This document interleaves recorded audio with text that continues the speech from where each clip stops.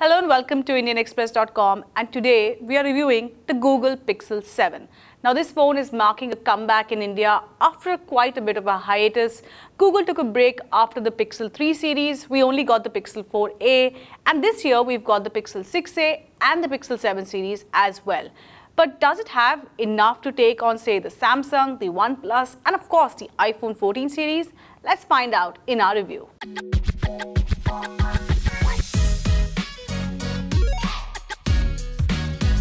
So now let's quickly talk about the design, display. If I'm being honest, I'm not a fan of this rather prominent camera band at the back. Google perhaps needs to change the design a bit, and this phone is heavy. It's 197 grams. It's actually heavier than the iPhone 13 and even the iPhone 14.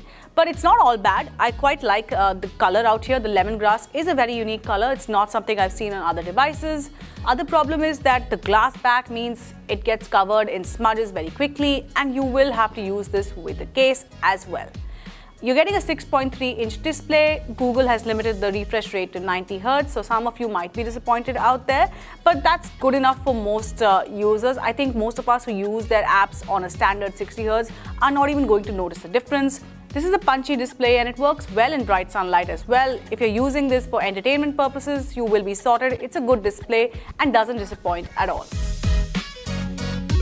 The Pixel is more than just specifications. It's always about the camera, and so is the case with the Pixel 7. Now this one doesn't come with a fancy triple camera and it doesn't get the better macro features that you have on the Pro, but the Pixel 7 has a very reliable camera and it doesn't disappoint at all.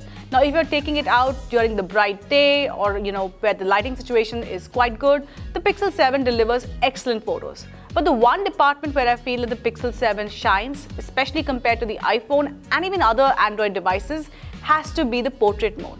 Pixel 7 just manages to create a portrait no matter the object or the subject at hand. I've noticed you don't have to move around like you have to on the iPhone to get the perfect portrait. The portrait feature remains one of my most favorite on the Pixel 7 series. But do keep in mind that the portrait mode has some limitations as well. You will need to have some sort of background in the back to ensure that the software can create some differentiation between the subject and the background. Now for instance, I took some selfies where clearly there was no space for Pixel to create that blurred background, and the final effect actually looks a bit artificial, but it does manage to do a pretty good job in most other situations. Now let's talk about night sight, or what is night mode on the Pixel series. It used to be one of the best once upon a time, and that's quite a while back. Things have changed up since then, and I would say that the Pixel 7, while it has a very capable night mode, it's certainly not the best that you'll get on a flagship device. I felt that some of the results were a bit uneven, especially when you start using it in very poor lighting. Now if you have some source of light in the room, even if it's as a distance, then the Pixel 7 does manage to make the object, the person, brighter, and the photo has details. But if you have no light or very poor lighting, I feel that the results are a bit uneven at times. And as far as selfies are concerned, in really low light, I would say they're outright disappointing at times. Sometimes you feel that this is a selfie from a 2013 phone and not from a phone in 2022. The low light mode really doesn't deliver that well on selfies. Now Google has also introduced what it calls as a cinematic video mode on the Pixel 7 series, and the Pixel 7 has this as well. It's quite interesting because it manages to create that cinematic effect where, again, the subject is in focus while the background is blurred when you're shooting a video. And this is actually quite difficult to achieve. Again, Google is relying on software to achieve this effect, and it manages to do a very good job. Now keep in mind that the Pixel 7's camera actually comes with a lot of software features, and it's not possible for me to test out all of them. But the one other feature that I really tested was the photo unblur. Now what exactly does this do?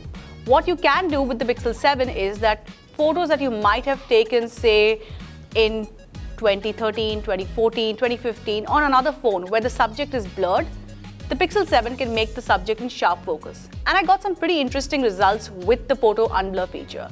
In photos where I could see that the camera had managed to capture a part of the face, a part of the eyes, the photo unblur actually managed to bring the subject back in focus. But in other photos where, say, the eyes were shut or the subject just was completely blurry, even the Pixel 7's magic wasn't enough. Now let's talk performance. Of course, this phone comes with Google's own Tensor G2 chipset, and while it might not be the most powerful chipset out there, it does manage to get the job done very well.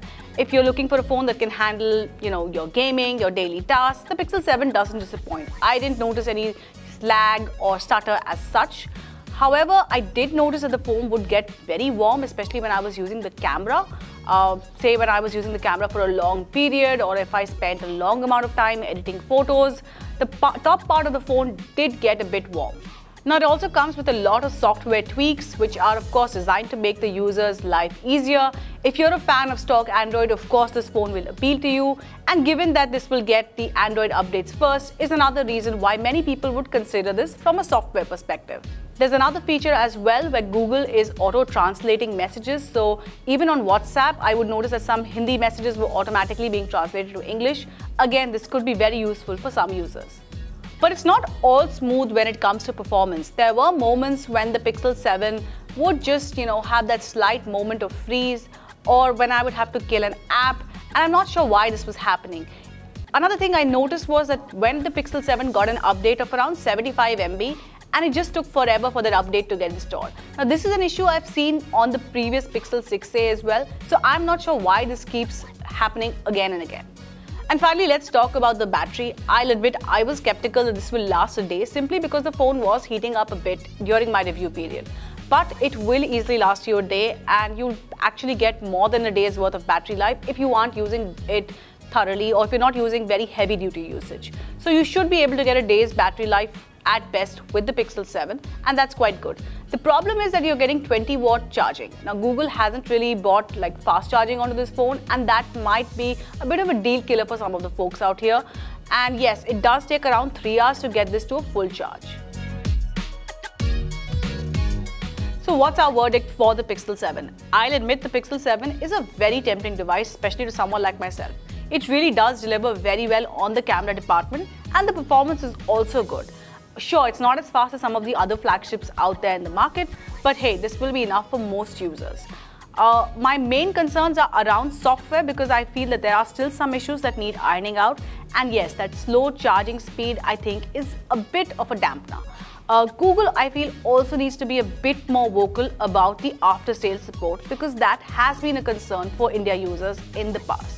I would say get the Pixel 7 if you're looking to move away from, say, the usual Samsung or Apple or OnePlus options, which is what most users in India typically consider when they are looking for a flagship.